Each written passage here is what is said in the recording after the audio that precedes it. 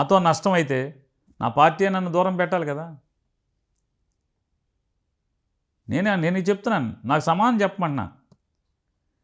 మీరు అంటే ఇప్పుడు ఎవరైతే మీరు కొంతమంది వైసీపీ నాయకులు లేదా వైసీపీ వాళ్ళు కొంతమంది నన్ను మాట్లాడుతున్నారంటున్నారు, ఖచ్చితంగా నేను అందరినీ మన్నింపు కోరి నేను రాజకీయాల నుంచి కనపడకుండా వెళ్ళిపోతాను. వైసీపీ నుంచి వదిలేసి వెళ్ళిపోతాను. నాకు సమానం చెప్పండి. నేను పవన్ కళ్యాణ్ కాండ్రించి ఉమ్మిస్తే కూడా నేను తుడిచికెళ్లకుండా నేను తిరగబడ్డానని చెప్పని కాపులు దూరం అయ్యారని మాట్లాడేవాళ్ళు. ఈ మిగతా కులాలు ఎందుకు దూరం జరిగినాయో, ఎవరు తిట్టారని దూరం జరిగినాయి అని నేను అడుగుతున్నా. మీరు సమానం చెప్పండి. ఖచ్చితంగా నేను పార్టీలోంచి వెళ్ళిపోతాను. ఎందుకని? నేను పార్టీని నష్టపరిచాను కాబట్టి, నా వల్ల తప్పు అయితే. దీనికి చెప్పండి, రెడ్లు ఎందుకు దూరం జరిగారు పార్టీకి 2024లో? కమ్మార్ కంటే లాజిక్ ఉంది, మావాడు ముఖ్యమంత్రి కావాలని. నేనంటాను దానికంటే కూడా మావోడికి రాజ్యాధికారం కావాలి మా కులానికి అని చెప్పి పవన్ కళ్యాణ్ చెప్పినటువంటి మాటను నమ్మి వెళ్ళారు తప్పితే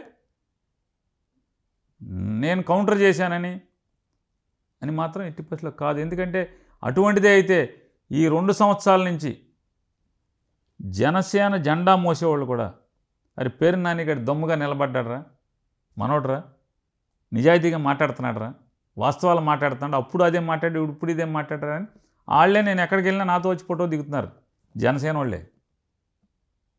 అంటే మీరు చెప్పడం నన్ను ఒక ఆయన అడిగాడు, నీలాంటి బాగా మాట్లాడేవాడు జనసేనలో ఉండాలండి మీరు, మన కులం కదా అని ఎన్నికలు అవ్వగానే మాట్లాడాడు.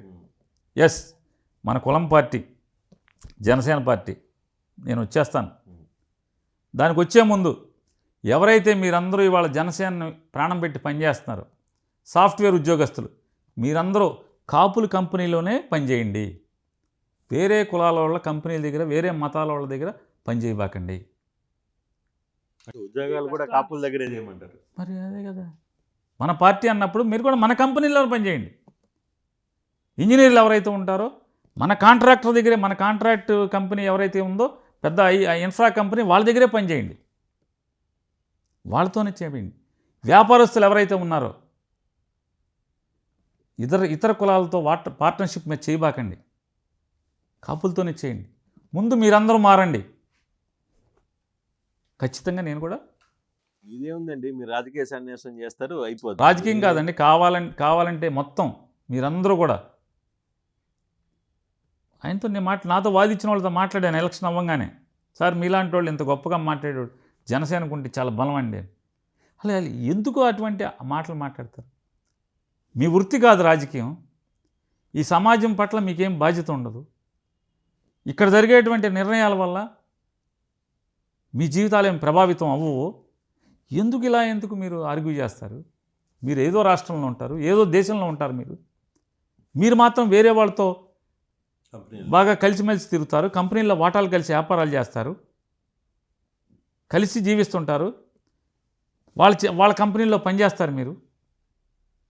మీకు ఎక్కడ ఎక్కువ జీతం ఇస్తే అక్కడికి వెళ్తారు మీరు, ఎక్కడ మీకు మర్యాద దొరికితే అక్కడికి వెళ్తారు మీరు.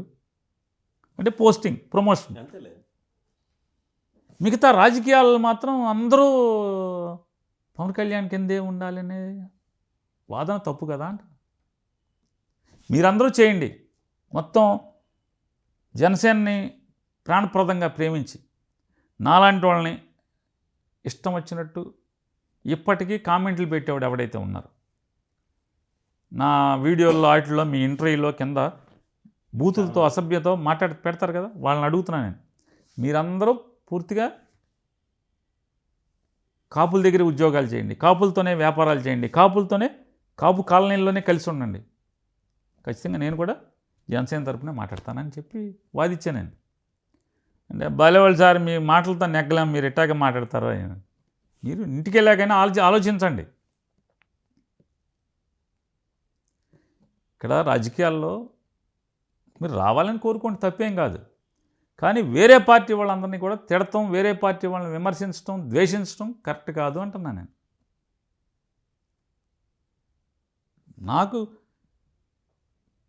మేము జన్మతా అంటే పుట్టేప్పటికి మా హోదా తెలిసేప్పటికే యాంటీ టీడీపీ తెలిసిన కాడి నుంచి. కొత్తగా టీడీపీని మేము ఎక్కడ ప్రేమించగలం? అంటే రాజకీయ అవసరం ఉంటే ప్రేమించేవాళ్ళు ప్రేమించవచ్చు, అది తప్పు అని నేను కూడా అన్నాను. ఎవరి ఇష్టం వాళ్ళు. నేను చచ్చి నా తత్వం ఇది, ఇక సావాల్సిందే కదా, నేను మారను. కాబట్టి ఇట్లాగే మాకు కావూరు సాంబశివరావు వారికి నా తండ్రికి మా కావూరు సాంబశివరావు వారికి బాగా కాన్ఫ్లిక్ట్ వచ్చింది. విపరీతమైన ఇక మొత్తం పార్టీలో ఉన్న వాళ్ళందరూ మా నాన్నగారి దగ్గర కూర్చుని వద్దు సార్ మనం తెలుగుదేశంలోకి వెళ్ళిపోదాం అని అన్నారు. సరేరా మీరు అందరూ ఎట్లా అంటే అట్లా అని అంటున్నారు. ఇంకా అంటే ఎప్పుడు 94 తర్వాత, అంటే 96 తర్వాత అనమాట. అంటే నేను 94-96 మధ్యలో నేను గట్టిగా అందరి మీద తిరగబడ్డాను. మా నాన్నగారి దగ్గర ఉన్న సెకండ్ లెవెల్ లీడర్లంతా మనం మీ జీవితం అంతా కాంగ్రెస్కి ఉన్నారు. కాంగ్రెస్ మీకు మిమ్మల్ని మున్సిపల్ చైర్మన్ చేసింది, కాంగ్రెస్ మిమ్మల్ని చేసింది కదా. మనం ఎందుకు టీడీపీకి వెళ్ళాలి? ఇవాళ మనకేమన్నా సేవ్ ఉందంటే ఇందులో ఉంటుంది. దెబ్బలాడ చెవడ మీద అన్న వెళ్ళి కావూరు సాంబశివరావు మీదైనా ఆయన మీదనే దెబ్బలాడదాం, పార్టీలో దెబ్బలాడదాం. అక్కడికి వెళ్ళి ఎవరి దగ్గర చేతులు కట్టుకుంటుంటాం మనం? మీ స్థాయికి మీరు ఎంత చేశారు. నేనైతే దీన్ని వ్యతిరేకం. అంటే చుట్టూ మా నాన్నగారు చుట్టూ ఉన్నారు, మీరు ఈ చెప్పేదంతా ఖండిస్తున్నాం, కుదరదు మనకి, వద్దని చెప్పి మాట్లాడాను. Local to global news at your finger tips. మీ చేతిలో ఒక ఆయుధం. Download Raw TV app. Media legend Ravi Prakash is back.